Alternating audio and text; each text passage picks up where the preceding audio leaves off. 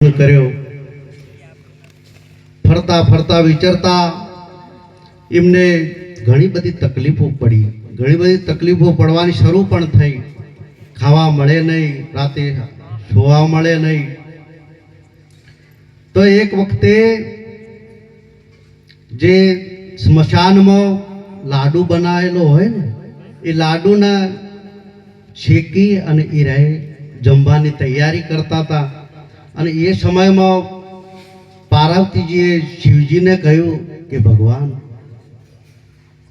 અમને આટલો બધો ત્યાગ કર્યો અને હવે એમને જમવાની તકલીફ છે, તો હવે તો પ્રસન્ન થો, હવે તો એમના ઉપર કૃપા કરો. એટલે શિવજીએ કહ્યું કે હજી પાર્વતીજી એમનો સમય આવ્યો નથી, સમય આવશે એટલે બધું થશે.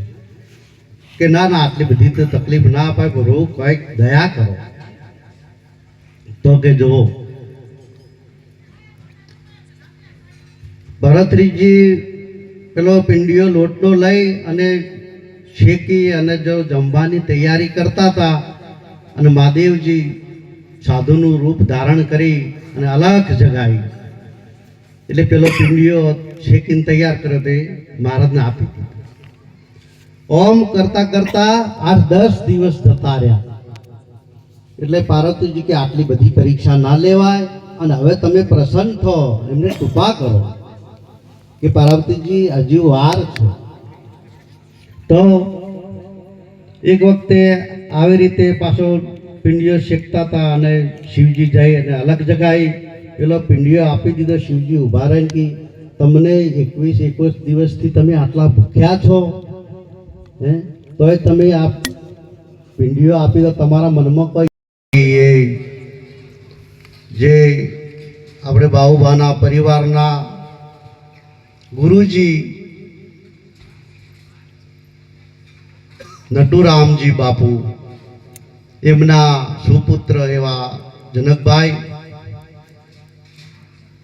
બાજુમાં સૌ સંતો પધારેલા, સ્ટેજ પર વિરાજમાન સૌ સંતો પધારેલ, સંત માતાઓ, ભાઈઓ બહેનો, ભાવિક ભક્તો, સૌના ચરણમાં કોટી કોટી વંદન.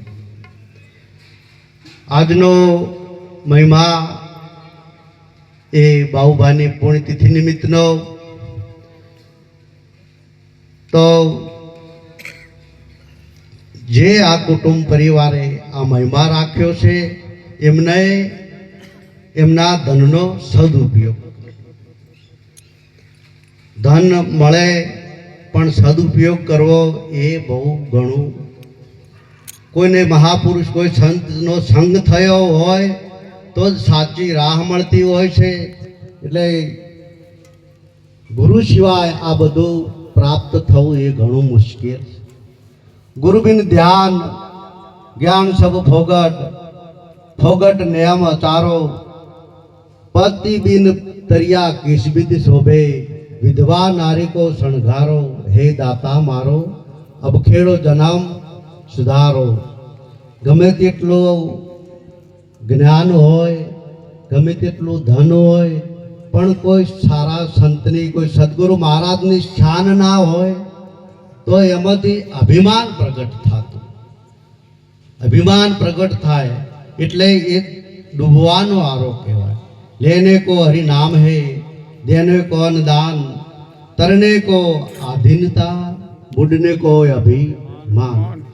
એ મહાપુરુષની શાન મળી જાય તો એ ધનને ગુરુ મહારાજના શરણમાં અર્પણ થઈ જાય. એટલે ગુરુ મહારાજનું કહેવાય તો એ સદમાર્ગે પછી વપરાય, એનું મૂલ્ય ગણાય. એક વખતે